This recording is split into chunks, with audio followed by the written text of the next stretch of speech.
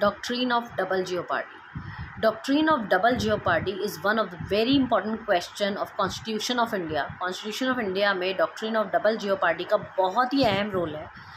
जैसे कि नाम से पता चल रहा है, double jeopardy means, simple sentence में अगर मैं बोलूं तो एक आदमी को एक क्राइम के लिए 2 बार सज़ा नहीं मिल सकती. मतलब अगर आपको एक बार किसी के ने ले लिया है अपने अंडर और आपको उसकी पनिशमेंट मिल चुकी है, तो second time you can not be punished for the same offence. Let me read it for you. Article 20 subsection 2 provides protection against double jeopardy. It says no person shall be prosecuted and punished for the same offence more than once.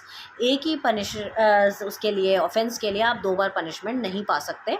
This principle was in operation in India before the commencement of constitution. Constitution बनने से पहले से भी ये जो था, जो double jeopardy का कॉन्सेप्ट था, ये एप्लीकेबल था, मगर अब तो ये कॉन्स्टिट्यूशनल गारंटी बन चुकी है.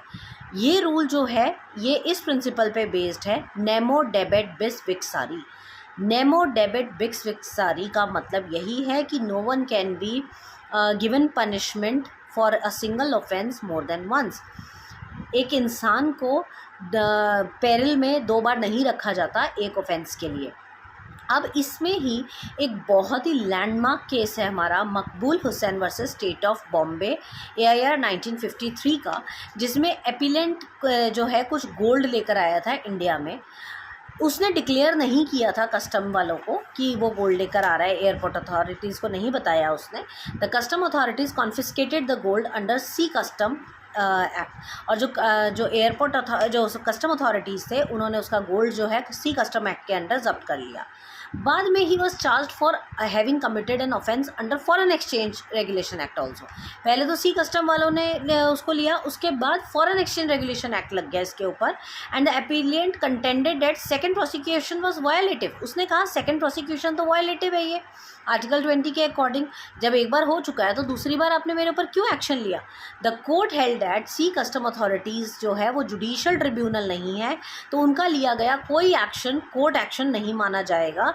And the judging of confiscation under the sea custom act did not constitute a judgement. और उन्होंने कोई जजमेंट तो नहीं दी थी.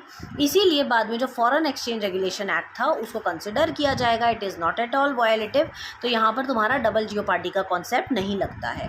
तो मकबूल हुसैन वाले केस में उसने डबल जियोपार्डी का यूज़ करने की कोशिश की, जो कि एप्लीकेबल नहीं था, क्योंकि सी कस्टम्स को जो है वो कोर्ट का दर्जा नहीं मिलता है, वो उसमें कोई पनिशमेंट नहीं दे सकते हैं वो. उसके बाद उन्होंने इसलिए फॉरेन एक्सचेंज एक्ट लगाया उसके ऊपर, ताकि उसको सही तरीके से इस अपराध की पनिशमेंट मिल सके.